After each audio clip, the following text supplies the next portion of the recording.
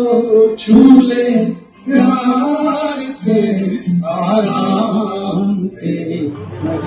স্বাগতম বন্ধুগণ, আপোনালোকে চাই আছে আমাৰ চেনেল প্ৰাঞ্জিত এক্সপ্ল'ৰ। তো আজি আমি উপস্থিত হৈছোঁ দ্য ৰয়েল চিটি কোচবিহাৰৰ পৰা, পুৰণি মমতাপুৰ ৰাজ্যৰ ৰাজধানী কোচবিহাৰ ৰাজবাৰীৰ পৰা। তো বন্ধুগণ, আপোনালোকে সকলোৱে পৰিচিত 1947 চনত ভাৰত বিভাজনৰ লগে লগে মমতাপুৰ ৰাজ্যখন ভান হৈ গৈছিলে আৰু তিনিটা ভাগত বিভক্ত হৈছিলে। তো মমতাপুৰৰ কিছু অংশ আপোনাৰ অসমত এতিয়া আছে, কিছু অংশ পশ্চিমবংগত আছে আৰু কিছু অংশ বাংলাদেশত পৰিছে। যি হওক, তো ইয়াৰ কোচবিহাৰ মমতাপুৰ ৰাজ্যৰ ৰাজধানী আছিলে। তো এতিয়া আমি উপস্থিত হৈছোঁ কোচবিহাৰ ৰাজবাৰীৰ পৰা। তেতিয়া আপোনালোকৰ ভিতৰৰ দৃশ্যখিনি দেখুৱাম। ইয়াতে ডেকা গাভৰু সকলোৰে পূৰা ভিৰ পৰিলক্ষিত আমি দেখা পাইছোঁ। তো তেওঁ ভিতৰলৈ সোমাম। তো আজি ইয়াতে দেখা পাইছোঁ ৰাষ্ট্ৰীয় সংস্কৃত মহোৎসৱ ইয়াতে চলি আছে। তো ইয়াৰ আপোনাৰ চেণ্ট্ৰেল গভৰ্ণমেণ্টৰ তৰফৰ পৰা এক মহোৎসৱ ইয়াতে আয়োজন কৰা হৈছে। তো আমি সকলো দেখুৱাম আৰু সন্ধিয়াও আপোনালোকে ইয়ালৈ আহিম। সন্ধিয়া আহি ইয়াত কেনেকৈ আলোকসজ্জা কৰা হয় আৰু লগতে ভাৰতৰ প্ৰখ্যাত শিল্পী কailash খেৰ ইয়াত উপস্থিত হ'ব।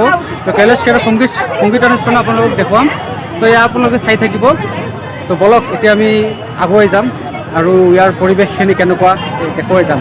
আৰু ইয়াতে লগতে প্ৰদৰ্শনী কিছুমান আছে, আমাৰ অসমৰ প্ৰদৰ্শনীও ইয়াত দেখুওৱা হৈছে। সকলোবোৰ দেখুৱাম, চাই থাকক আমাৰ লগত। প্ৰাঞ্জিত বাপ্পা ভিৰ চাওক, এনে সৰস্বতী পূজাৰ লগতে মহোৎসৱ চলি আছে। চাওক ভিৰ চাওক, সকলোৱে পূৰা সাজি তৈয়াৰ হৈ আছে। তো বলক বলক বলক বলক বলক বলক বলক বলক বলক বলক বলক বলক বলক বলক বলক বলক বলক।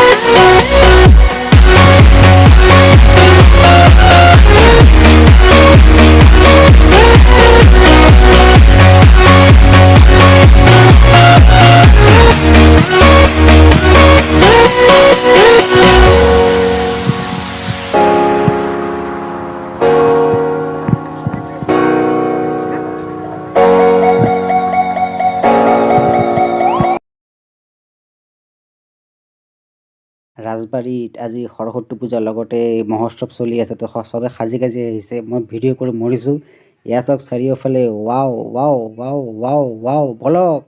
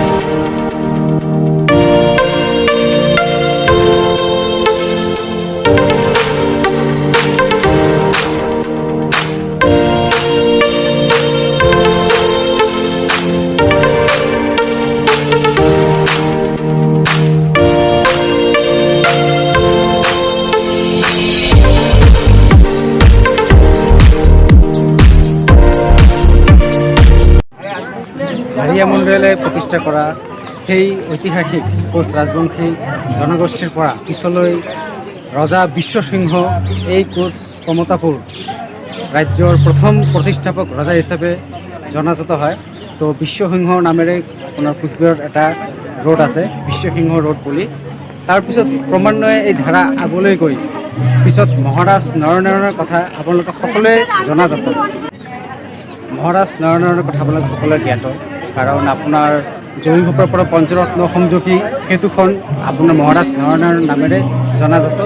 তো মহাৰাজ নৰনাৰায়ণ আছে এজন সুদক্ষ আৰু প্ৰতিষ্ঠিত কোচ কমতাপুৰ ৰাজ্যৰ। এই আপোনাৰ পিছফালে মোৰ চাইছে ৰাজবাৰী, তো ইয়াৰে ৰজা আছিল মহাৰাজ নৰনাৰায়ণ আৰু তেওঁৰ ভাতৃ শুক্লধ্বজ ৰায় ওৰফে বীৰ চিলা ৰায়। বীৰ চিলা ৰায়ৰ কথা পৃথিৱীৰ সকলোৱে জনাজাত। মোৰ ক'বলৈ আৰু সেই একো নাই। বীৰ চিলা ৰায় আপোনালোক সকলোৱে জ্ঞাত। অসমৰ ঠায়ে ঠায়ে বীৰ চিলা ৰায়ৰ আপোনাৰ প্ৰতিমূৰ্তি দেখা পাব। তো বীৰ চিলা ৰায় আছিল এই ৰাজবাৰীৰ এজন সুদক্ষ সন্তান তথা এজন বীৰ যোদ্ধা আছিল বীৰ চিলা ৰায়। তো আজিৰ দিনৰ ভাগত ইমানেই আছে। তো আমি এতিয়া যাম আৰু সন্ধিয়া আকৌ উপস্থিত হ'ম ৰাজবাৰীত, কাৰণ সন্ধিয়া ইয়াতে কেনেকুৱা আলোকসজ্জা কৰা হয় সেইখিনি আপোনালোকক দেখুৱাম। আৰু লগতে ভাৰতৰ প্ৰখ্যাত শিল্পী কৈলাশ খেৰী ইয়াতে উপস্থিত হ'ব। তো তেওঁৰ কাৰ্যক্ৰম আমি উপভোগ কৰিম আৰু আপোনালোকক দেখুৱাম, চাই থাকক। আজি আপোনালোকক মেলা, বিভিন্ন ৰাজ্যৰ প্ৰদৰ্শনী লগতে অসমৰ প্ৰদৰ্শনী ইয়াত প্ৰদৰ্শন কৰা হৈছে, সেইখিনি আপোনালোক দেখাম। আৰু লগতে আজি ইয়াতে উপস্থিত হৈছে ভাৰতৰ প্ৰখ্যাত শিল্পী কৈলাশ খেৰ। তো কৈলাশ খেৰৰ আমি সংগীতানুষ্ঠান আপোনালোকক দেখুৱাম। তো যিহেতু গানবিলাক আপোনালোক দেখাব নোৱাৰিম কিয়নো কপিৰাইট লাগিব পাৰে, তথাপিও থুলমূলকৈ অকণমান দেখাম আৰু মিউজিকৰ জৰিয়তে আপোনালোকক দেখুৱাম।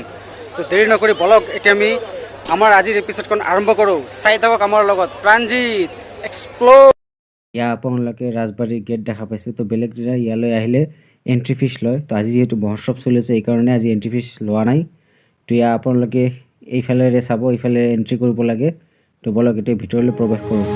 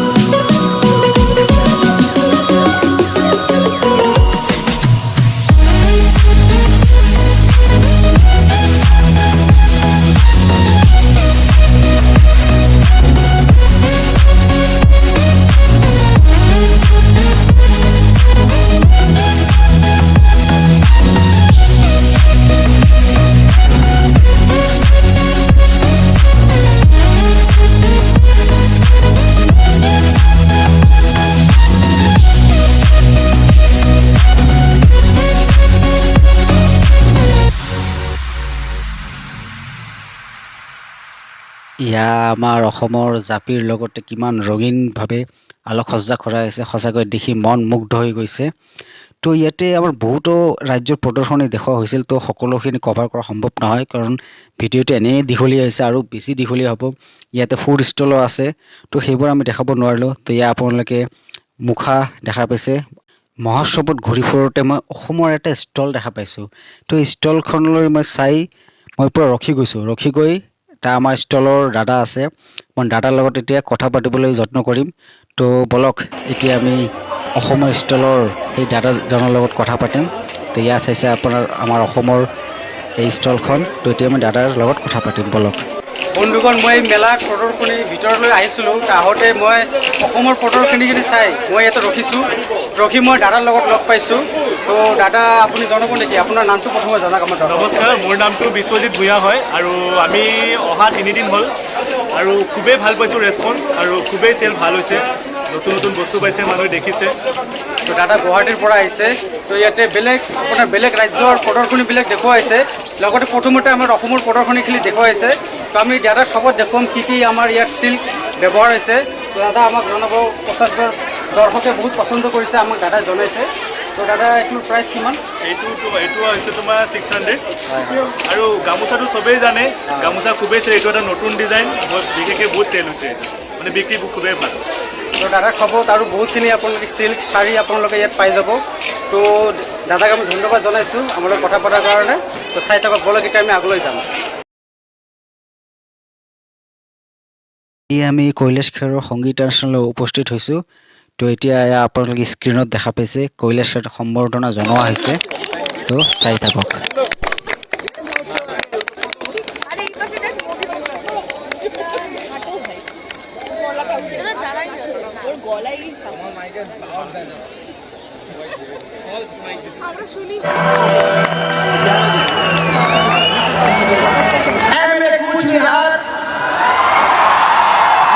हम आपको प्रणाम करते हैं, नमस्कार करते हैं। कैमरा छो कैलाश यूं तो वेस्ट बंगाल में बहुत शोज किए हैं, लेकिन कूच बिहार में फर्स्ट टाइम है। लेकिन ऐसा लग नहीं रहा, आपके इश्क ने ऐसा महसूस करा दिया कि ये पहली बार नहीं यहाँ हम गा रहे। ये धरती महादेव की धरती है, ये धरती चंडी की धरती है, यानी ये बाप की भी धरती और ये माँ की भी धरती है। ये है मेरा कूच बिहार, जिसको करते हैं हम प्यार।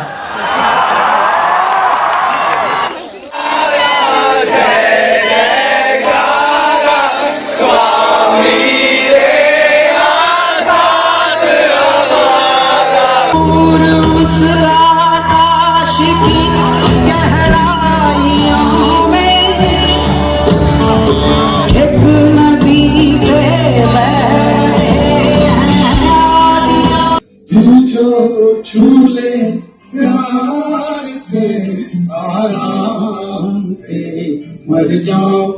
देखो जो बाकी आगे मुझे समझाए, तू जाने कौन है वो, कहाँ से वो आया, चारों दिशाओं में इन सब छाया, उसकी बुझाएं बदले कथाएं।